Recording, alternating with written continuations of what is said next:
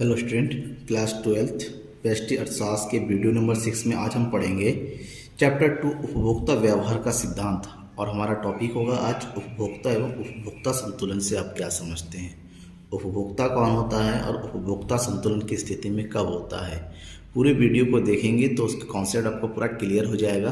ठीक है ना। वीडियो नंबर 6 चल रहा है और लगातार आपको पूरे कोर्स को मिल जाएगा मेरे चैनल में। बस सब्सक्राइब करे रहिएगा, बने रहिएगा, अपने दोस्तों को भी शेयर करते रहिएगा। पहला टॉपिक है हमारा उपभोक्ता कौन है। उपभोक्ता यानी कि कंज्यूमर, प्रत्येक व्यक्ति, आप और हम, ठीक है ना, अमीर गरीब छोटा बड़ा हर व्यक्ति उपभोक्ता होता है। क्यों? क्योंकि प्रत्येक व्यक्ति अपनी आवश्यकता की संतुष्टि यानी कि अपनी ज़रूरतों को पूरा करने के लिए किसी न किसी वस्तु का, किसी न किसी सेवाओं का प्रयोग जरूर करता है। जो व्यक्ति प्रयोग करता है अपनी आवश्यकताओं की पूर्ति के लिए, अपनी ज़रूरतों को पूरा करने के लिए, वो सभी व्यक्ति उपभोक्ता होता है। ठीक है ना। इकोनॉमिक्स में क्या कहते हैं इसको डेफिनेशन?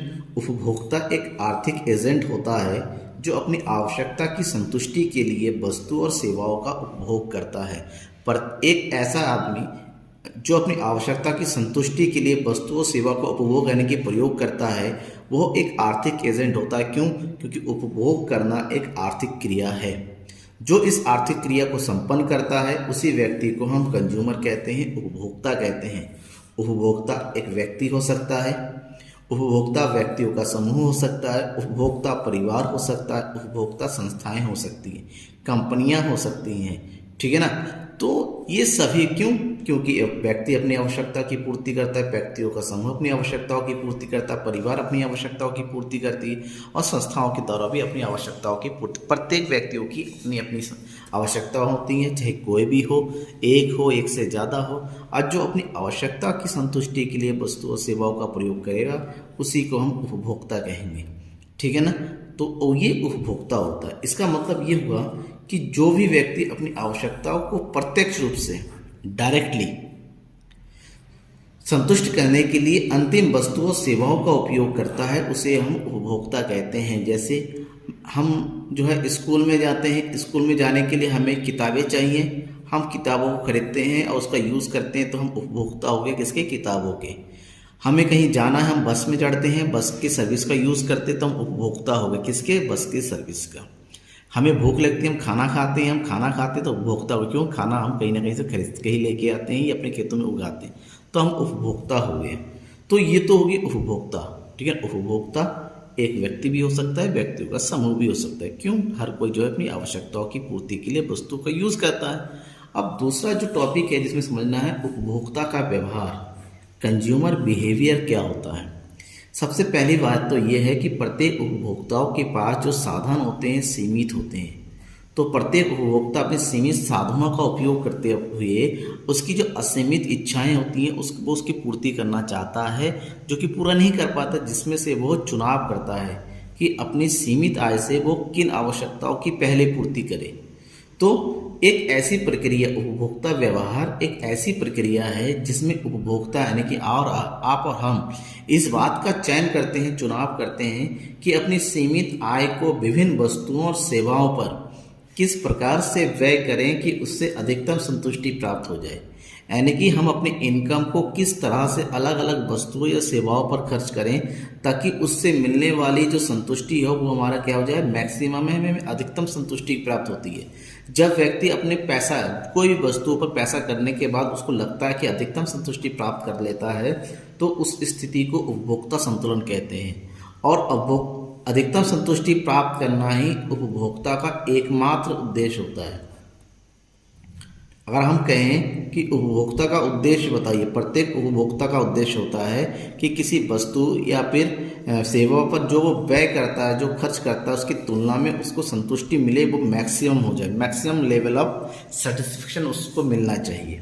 तो ऐसे में दूसरा वर्ड होता है हमें उपभोक्ता संतुलन किसे कहते हैं। क्या होता है उपभोक्ता संतुलन? यानी कि कंज्यूमर इक्विलिब्रियम कब होता है? वास्तव में कंज्यूमर इक्विलिब्रियम एक ऐसा लेवल है, एक ऐसी स्थिति होती है, ठीक है ना, एक ऐसी स्थिति होती है जहां पर उपभोक्ता किसी वस्तु पर किए गए व्यय की तुलना में, यानी कि कोई भी उपभोक्ता होता है किसी वस्तु पर जो भी वो खर्च करता है उसकी तुलना में जब उसको अधिकतम संतुष्टि की प्राप्ति होती है, जब उसको अधिकतम मैक्सिमम यूटिलिटी मिल जाती है, ठीक है ना, उसको सेटिस्फेक्शन मिलता है, तो उस स्थिति को उपभोक्ता संतुलन कहते हैं। और कैसे, थोड़ा एग्जाम्पल के साथ मैं आपको बताऊँ, ठीक है ना। मान लीजिए फॉर एग्जाम्पल, सबसे बड़ी एग्जाम्पल मैं आपको देता हूँ एक मूवी का। फॉर एग्जाम्पल आप मूवी देखने गए हैं, और मूवी देखने गए, आपने क्या किया, 150 रुपये खर्च करने के बाद मूवी की टिकट खरीदी। टिकट खरीदने के बाद आप जो है मूवी में अंदर गए। अंदर जाने के बाद आपने एक मूवी देखी, और मूवी देखे 3 घंटा आपने मूवी में देखने में बिताया। मूवी देखने के बाद जब आप बाहर आए तो आपके मुंह से निकला, यार मज़ा आ गया, ठीक है ना, मज़ा आ गया मूवी देख के, यानी कि हमारे 150 रुपये क्या हो गए, हम कहते हैं वसूल हो गए। जब हम कहते हैं कि किसी भी चीज़ का यूज़ करके अपने मूवी को देखा 150 रुपये खर्च करके, और उसको देखने के बाद आप कहते हैं कि वसूल हो गया, इसका मतलब आपको क्या मिल गया, सेटिस्फेक्शन मिल गया, यानी कि आप क्या हो गए, संतुष्ट हो गए पैसा खर्च करके। अगर आप इस स्थिति में आ जाते हैं तो हम ये कहेंगे कि आप संतुलित है, आप क्या हो गया, संतुलन की स्थिति में हो गए। क्यों? क्योंकि आपके द्वारा खर्च किया गया पैसे का जो मार्जिनल यूटिलिटी एमयू होता है वो किसके बराबर हो जाएगा, आपके जो है किसके, वस्तु पर किए गए खर्च के बराबर हो जाएगा। तो ऐसी स्थिति को हम क्या कहते हैं, उपभोक्ता संतुलन की स्थिति कहते हैं, ठीक है ना। तो फॉर एग्जांपल आपने कोई मान लीजिए शर्ट खरीदा, शर्ट खरीदने के बाद आपने 500 रुपये खर्च कर दिए। शर्ट खरीदे, घर पे आए, आप उसको पहना, आपने कहा यार मज़ा नहीं आया, 500 रुपये बेकार चले गए। मतलब क्या हुआ कि आप संतुलन की स्थिति में नहीं है। क्यों? क्योंकि जो पैसा आपको खर्च किया उसके बदले में आपको संतुष्टि नहीं मिली है। जब तक उपभोक्ता को संतुष्टि की प्राप्ति नहीं होती तब तक वो संतुलन में नहीं होता। जहाँ पर उसको पूर्ण संतुष्टि मिलती है या अधिकतम संतुष्टि मिलती है, उसी स्थिति को उपभोक्ता संतुलन की स्थिति। ये एक कैसी धारणा है, मनोवैज्ञानिक धारणा, ये मन से जुड़ी धारणा है। प्रत्येक व्यक्तियों की संतुष्टि अलग होती है, प्रत्येक उपभोक्ता की संतुष्टि अलग अलग वस्तुओं से अलग अलग होती है।